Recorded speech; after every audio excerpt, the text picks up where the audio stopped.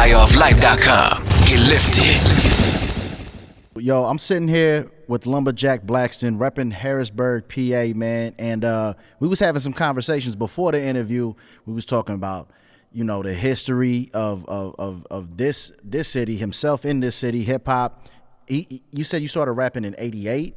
Yeah, about 88. No doubt. So before we jump into the rap shit and the bars, take us back to the baby pictures. Take us back before '88 to '88, and then fast forward a little bit and tell us, shed some light about yourself in this city, this neighborhood, and hip hop in general, man. And we'll pick it apart from there. No doubt. Yeah, I started rhyming about '88. Up before that, you know, I always listened to hip hop mainly because of my sister. May she rest in peace, love her to death. Because she was always a hip hop head, and it was amazing now that I'm older and I think back, for her to be a female in a small city like this in the '80s. She was always going to New York, bringing back music that, you know, cats around here didn't even get a chance to hear. Because back then it took us 6 months to hear whatever was popping in New York.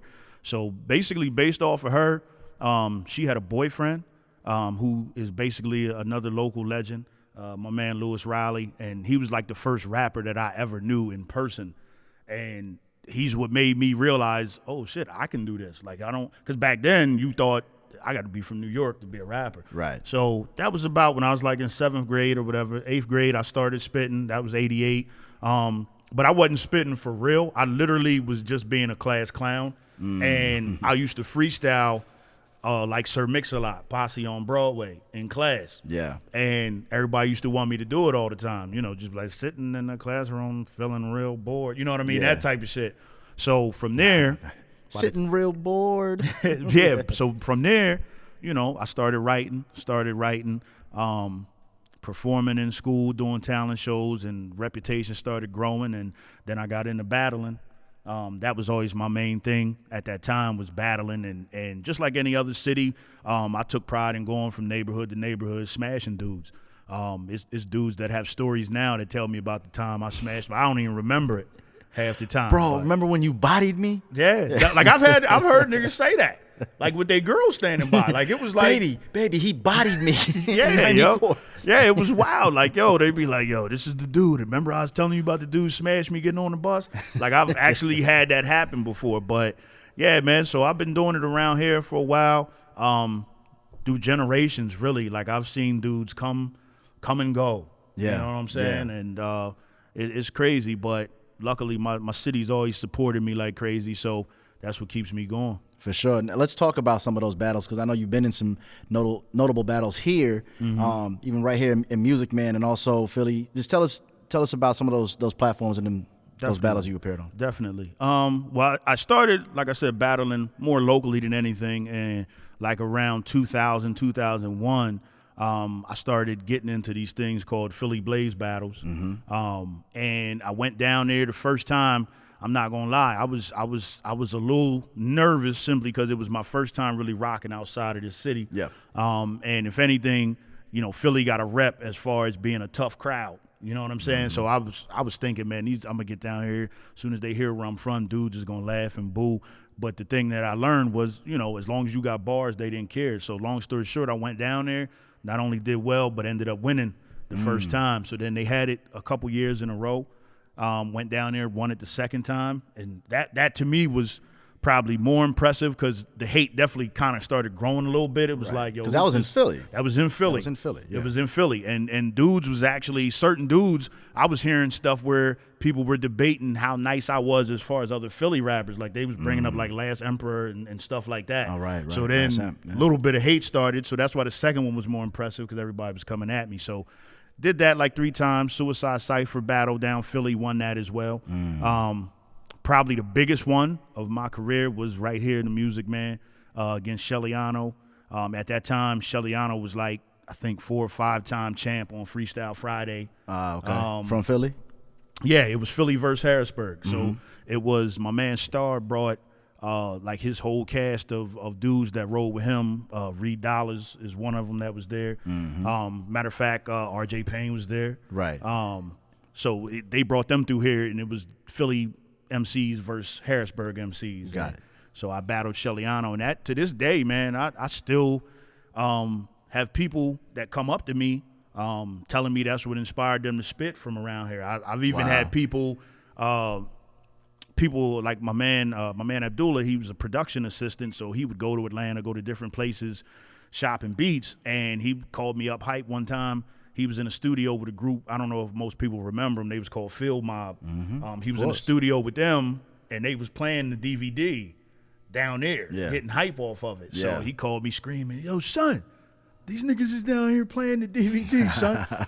So, that was definitely the biggest one, because that kind of put me on the map outside of here to a certain extent. No doubt. So it sounds like competition definitely, fueled you and just drove you. Definitely. Yeah, man. That because to me, that's what it was about. Like, I just always wanted to be the best. I was never like I've told my son this, the reason why I was so inspired to do this and perfect my craft. This is the only thing in my life I was ever great at. You know what I mean? Like, to the point where you really feel like, I mean, this might sound like I'm on my own nuts, but you really be like, yo, I'm kind of like the LeBron of this shit. I'm like naturally gifted. Like I played your gift. I played baseball, football. I was cool. I was okay. I played basketball. I wasn't going to not get picked, but I wasn't nice. Right. This was the only thing that, no matter where I went, whether it was here, Indianapolis, Virginia, New York, everywhere I went, people were left in awe after I spit. Right. So yeah, that was the thing, and I just always wanted to be the best. So the competitive nature of it is what fueled me. Most definitely. It wasn't about. I didn't even really start trying to be a professional MC, like an actual musician or a real artist, until probably like 98, 99. Like, for most of the time, most of my life, it was just about being the best on the block, being the best in my hood, being the best in my city, being the best in my state. Right. On and on. No doubt. I mean, those Blaze battles were huge. I know they was in the magazines and everything, and that was like, to me, I lived in Virginia Beach, and I'm reading, magazines. It's like, open it up, it's like Blaze battles. It's like, oh, okay, this is the thing, and that was the culture, and that was the look out for anybody that was on that had to be somebody, right? Right. And with the popularity of that, winning it 3 times, correct? That's 3 correct. times. Your name and reputation going around, I'd imagine, all over the country. How did that position you in the, let's say, the industry? Did you get any interest from like labels or people that have been reps at labels, to where it's like, well, if he's the hottest, like, I gotta holla at him? Would they come to the Berg? No, they wouldn't come to the Berg. Nah, short answer, no. I'll tell you this. And this is the one thing I say to people all the time when people tell me how nice I am, and they'll say, I don't understand why you never been signed, this, that, or the other. I mean, for one thing, I've fumbled a lot of opportunities. The opportunities have kind of been there. I've been in a cypher with Black Thought, with the Roots or whatever. I've been in little situations. I was in Vibe magazine, a competition they had, came in like 4th place. It was for some movie that I believe it was Raekwon and somebody else, where they had this movie called Coalitions or whatever, and they had a whole little nationwide contest. Had to go up there to New York to perform like 2 or 3 times. Matter of fact, my man from 5 Heartbeats, Eddie Kane, he was in that movie. Okay, yeah. So came in competition for that, came close to winning that. So I mean, got a little attention here or there, but nothing ever serious. But the one thing that I learned, probably the closest I came, 2 things I learned. Number one, I got to meet, I'm not going to say his name, a very influential producer. He produced for Biggie, Black Rob, things of that nature. Got a chance to spit for him through a close friend that worked for him, and he was digging it. So I'm sitting there like, all right, so what's up, Dan? What we going to do? Yeah. Lo and behold, a week or so later, my friend that hooked it up was like, yeah, he said you nice, but you're not New York enough. Literally. That's what he said. So that was kind of like a soul-crushing moment, and it kind of taught me what I tell people now. Like, talent in this day and age, just because I'm nice, that's not That's not getting as much attention as being marketable and if you out there grinding. Like you actually, because I was under the false impression for so long that I was so nice that Puffy was just going to show up to my house, knock on my door. Like I didn't actually have to go out there and grind. So a lot of the reason why I didn't get a lot of industry attention was my own fault. For not really grinding the way I should put myself out there, but then also saying like fuck all that, fuck what they talking about. This is what I'm about to do. You Right. saying that's what you didn't? Okay, Right. got you, Right. got you. So, long story to answer your question, it didn't really bring nobody to the Berg. Got a couple opportunities that I ended up fumbling, not following through on. So Right. Well, I mean, it's guys in New York or let's say major cities, right? Because hip hop started in the Bronx or whatever, and I'd imagine out there, just in general, just with the history of places like that, there's more managers, there's more people that do things other than music. I'll parallel that with I live in Atlanta. When I moved to Atlanta, everybody rapped, but then there was also like, yo, I manage, I do this, I do that. And there was so many people that did other things. Correct me if I'm wrong, but shed some light on this, I'd imagine that Harrisburg wasn't quite like that. Like, there wasn't managers just running around. There's only probably select few. So it made your job as an MC that was just eating rappers, eating. That's what you did. So it might have been a little harder. Right. I mean, you're definitely correct. There were a handful of people that might have wanted to be managers, but I don't think they really knew what a manager does. You know what I mean? Like, because I've had managers before, and it was situations where they were expecting me to really do the footwork, to do the legwork, and I'm just sitting there like, dog, that's what you're supposed to do as a manager. You're supposed to find the opportunity. If I got to call these people and do this networking and this, that, and the other, what do I honestly have you for? So there's people that the resources weren't that great. You're right. Right. It was a handful. It's a couple dudes that I know that were really capable of it, but out of them, we just never really hooked up. But that's few and far between. I'm talking maybe like 3 dudes. Right. Yeah. I mean, you was doing a lot from the muscle. Man. Let's talk about the bars and the craft, because obviously, clearly, just by the freestyle alone, you probably got 300 more like that. You know what I'm saying? Yeah, definitely. Let's talk about the bars and the craft. I hear the delivery. You know what I'm saying? It's all about what you say and how you say it. You know what I'm saying? And I think that's what makes a dope MC. You know what I'm saying? And I think that you definitely have that. Talk about your craft when it comes to writing. You obviously have the presence, the delivery, but what goes into the craft in your pen? Really just the first thing I start with, I like to say awkward shit. You know what I mean? Like the first line out the gate? Yeah. Like from the door, I like to say something that's gonna catch your attention. Like, how did he say that? Like one of my freestyles, I start off, I make love to my hand during thunderstorms. You know what I mean? Yeah. Like, just shit like that. Then the number one thing that I want to do is I don't. There's so many rappers nowadays. I don't want to say shit that other people are saying.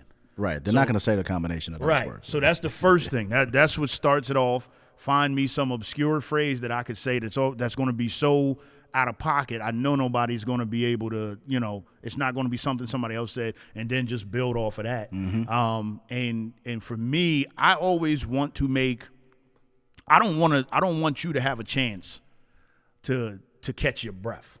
Like I'm not satisfied with just one hot line here, one hot line there.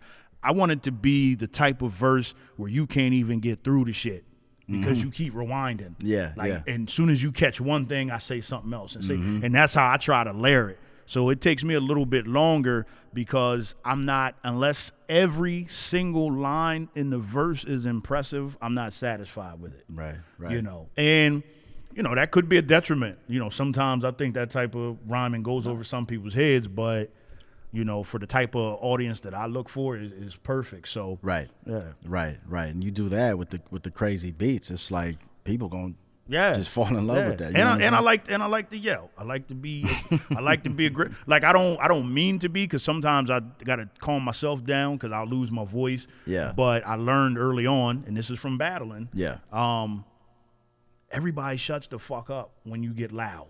You know what I mean? Even people that, if you're battling, I learned that in school. I might be battling, and even I want everybody down the hall, down there, and everybody down there to hear it and be like, "Oh shit!"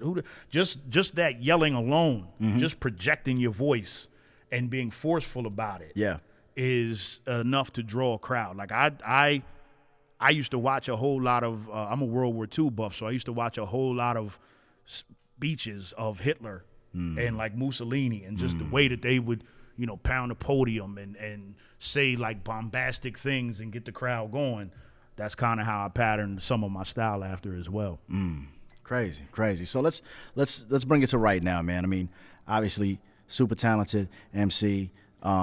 You've gone through the gauntlet. You have a rich history of being in hip hop, contributing to hip hop. And now here you are, we're on the platform, freestyle. We always want to bring on artists that we think is like crazy, super dope. And not only that, but people will react to. So, we'll have some eyes on this, and you got some music coming out. You're going to have some eyes and ears on that. Yeah. Where are you at right now, man? Is this a way to, you're putting music out right now? Are we atoning from the for the past? Now that you're older and wiser, what is the game plan now going forward? And where's your heart at with it, as far as like your expectations of where you want to take it?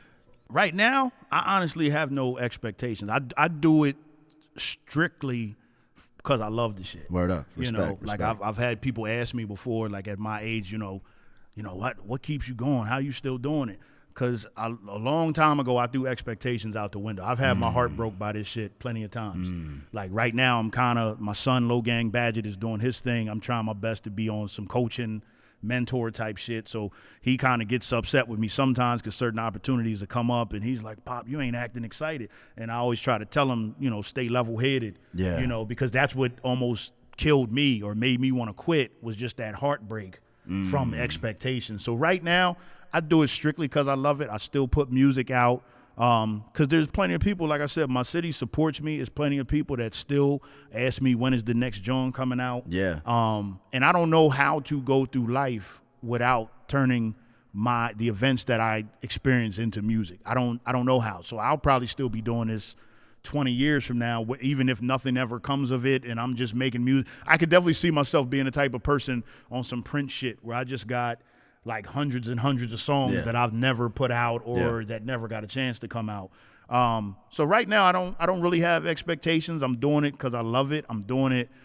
To be honest with you, a lot of it is me. I'm like, my son got me back into it a lot. Yeah. I never left it. I always wrote, but I'm not gonna lie, he's a shot of adrenaline. You know what I mean? Because he's everything as far as the grinding aspect that I wasn't. And that was one of the things I told him growing up, raising him, was all the opportunities that I missed, like we talked about earlier. Yeah. So he kind of keeps me going, and whatever happens, I'm riding. If I could be, because there's certain people. Every now and then I want to quit, like as far as the expectations go, and just say forget it, nothing ever happened.